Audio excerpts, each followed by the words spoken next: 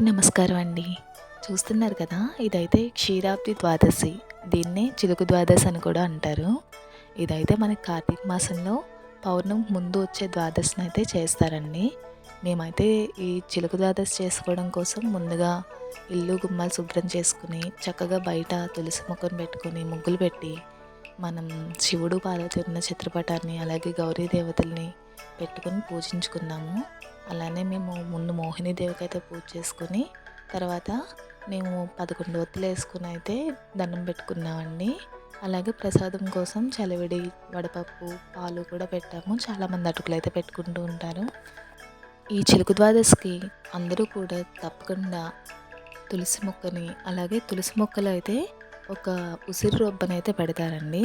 తులసి మొక్కకి ఉసిరి రొబ్బకి కలిపి పూజ అయితే చేస్తారు. తులసి కళ్యాణం అని కూడా అంటారండి. హిందూ సాంప్రదాయాల ప్రకారం తులసి పూజకి చాలా విశిష్టత ఉంటుంది కదా!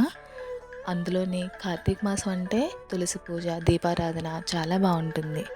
కార్తీక మాసంలో తెల్లవారుజామున కానీ, లేకపోతే సాయంత్రం 6 దాటిన తర్వాత 6 ఆ టైంకి కానీ తులసి మొక్క దగ్గర దీపం పెట్టుకోవడం ఆవునేతో చాలా మంచిది.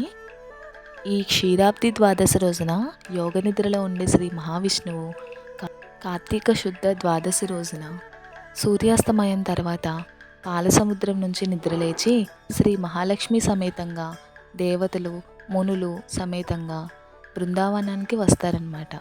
ఈరోజు ఎవరైతే తులసి పూజ చేసి భక్తితో దీపదానం చేస్తారో వారికి మరణానంతరం వైకుంఠానికి చేరుతారని వరమిచ్చాడంటండి వ్యాసుడు. ఇదైతే మనకు పురాణాల్లో ఉందండి.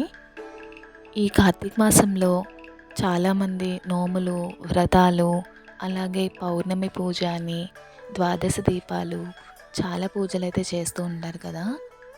అలానే కార్తీక మాసం అనగానే మనకి పంచారామ క్షేత్రాలు బస్సులు అవన్నీ కూడా స్పెషల్ బస్సెస్ కూడా ఉంటాయి కదా! రీసెంట్గా నేనైతే భీమవరం నుంచి చూశానండి బస్సెస్.